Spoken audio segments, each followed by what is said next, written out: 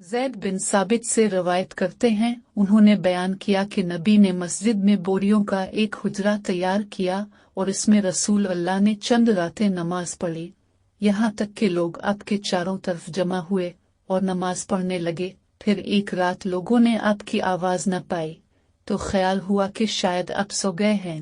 चनाचा बज़ों ने खंगारना शुरू कर दिया ताकि आप बाहर तशरीफ लाएं।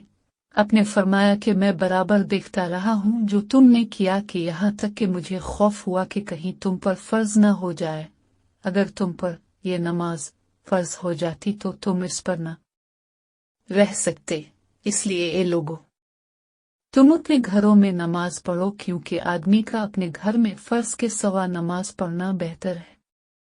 अबू मूसा अशरी से रवायत करते हैं, रसूल अल्लाह से चंद चीज़ों के मुतालिक किसी ने सवाल किया तो आपने इसको नापसंद किया। जब सवालात की कसरत हो गई तो आपको गुस्सा आ गया और फरमाया कि मुझसे पूछ लो। एक शख्स खड़ा हुआ और अर्ज किया, रसूल अल्लाह, मेरा बाप कौन है? आपने फरमाया, तेरा बाप अबू हज़ाफा है। फिर एक दूसरा आदमी खड़ा हुआ और पूछा कि आ रसूल अल्लाह, मेरा बाप कौन है? आपने फरमाया कि तेरा बाप सालम शीबा का आज़ाद करदा है। जब हज़रत उमर ने गसब के आसार देखे जो रसूल अल्लाह के चेहरे से जाहिर हो रहे थे तो उन्होंने कहा कि हम अल्लाह बुजुर्ग व बरतर की तरफ रुजू करते हैं। अब्दुल मुल विराद मुगीरा के कातब से रवायत करते हैं, उन्होंने बयान किया कि हज़रत मुआविया ने मुगीरा को लिख कर भेजा कि मुझको लिख भेजो जो तुमने रसूल अल्लाह से सुना है। तो हज़रत मुगीरा ने लिख भेजा कि नबी हर नमाज के बाद ये फरमाते थे कि अल्लाह के सिवा कोई माबूद नहीं, वो अकेला है, इसका कोई शरीक नहीं, इसी के लिए बादशाहत है और इसी के लिए सब तारीफ है और वो हर चीज़ पर कादिर है। ए अल्लाह, जिसे तो दे इसको कोई रोकने वाला नहीं है और जिसे तो रोके इसको कोई देने वाला नहीं है, और किसी की बुजुर्गी वाले को तुझसे इसकी बुजुर्गी नफा नहीं देती। और लिखा कि नबी कीलो काल कसरत सवाल और माल के ज़ाय करने से मना फरमाते थे और माओ की नाफरमानी और बेटियों के जिंदा दरगोर करने और हुकूक के रोकने और बिला ज़रूरत मानने से मना फरमाते थे।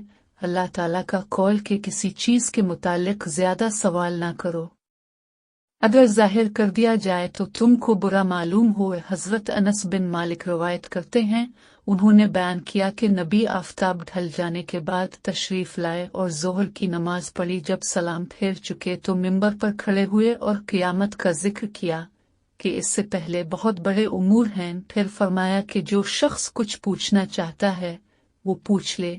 अल्लाह की कसम, जब तक मैं अपनी इस जगह पर हूँ, जो कुछ भी तुम मुझसे पूछोगे मैं उसका जवाब दूंगा।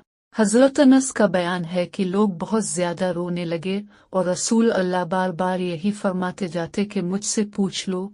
अनस का बयान है कि एक शख्स आपके सामने खड़े हुए और पूछा कि आ रसूल अल्लाह, मेरे दाखिल होने की जगह कहाँ है? आपने फरमाया दोज़ख। फिर अब्दुल्ला बिन हज़ाफा खड़े हुए और पूछा कि आ रसूल अल्लाह, मेरा बाप कौन है? आपने फरमाया कि तेरा बाप हज़ाफा है।